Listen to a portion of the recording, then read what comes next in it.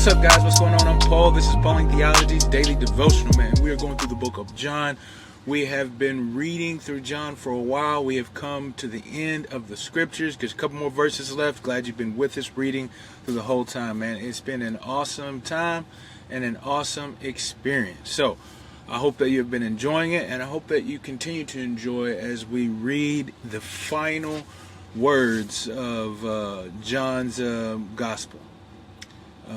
We are in Advent season, man, and it is awesome as well. And I pray that you would continue to remember the coming of our Lord, that without his birth we would not have salvation, man. So that's a wonderful thing, man. That's a wonderful thing. Anyway, we are on John chapter 21. We're in verse 22. John chapter 21, verse 22. If you haven't read it yet, stop the tape, see what it has to say, come back, man. We're going to answer some questions, all right? And if you have, if you've already read it, we're going to go ahead and answer these questions. So the first question we always ask is, what's going on in the scriptures?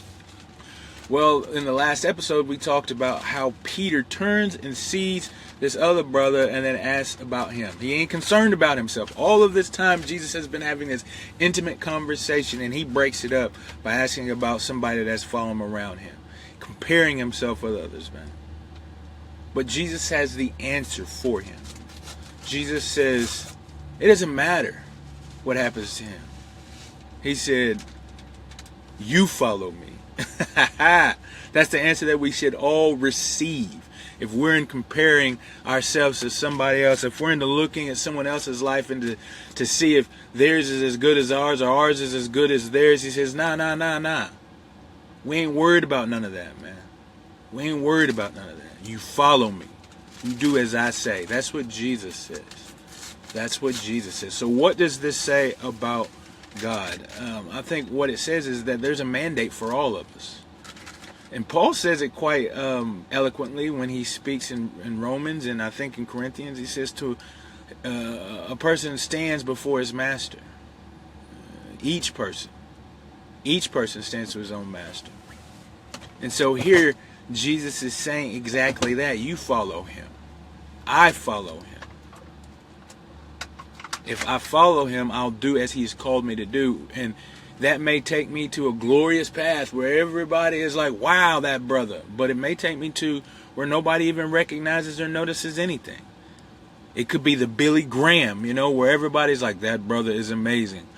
But it could just be the regular old Joe, living his life as God has called him to walk. Peter was called to die a gruesome death, stretch out his arms. John here may have been told that he ain't even got to worry about that. He gets to live a long life. But either way, it is them who follow God in that path. The same here. God has called us. That's what it's saying. God has called us to a certain life, and we must follow him. And then that just goes on to what does it say about man as Christians. It says that we should be following Jesus. It doesn't matter what the path is or where it takes us. It is our duty and our call and our mandate to just follow Jesus. Just follow Jesus. So you can probably see where I'm going with the final thing. How do we apply these truths to our lives? Well, if we know that God has called us to follow him, and as Christians we should follow him, then let's follow him. That follows. Let's follow him.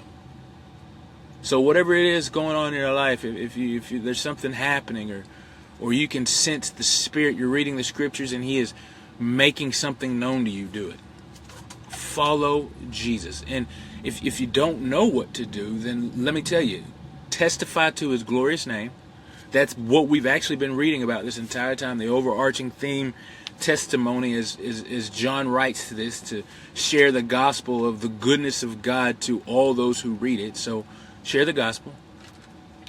Disciple. In this book, some believe it's to help the church that John has been working with in Ephesus come to know Jesus more intimately.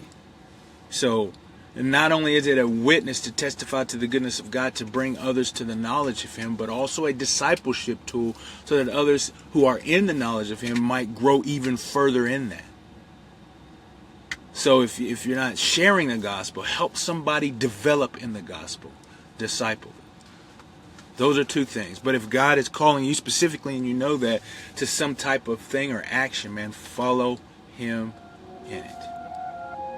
Follow Him. I appreciate you guys for listening. And I will see you in the next.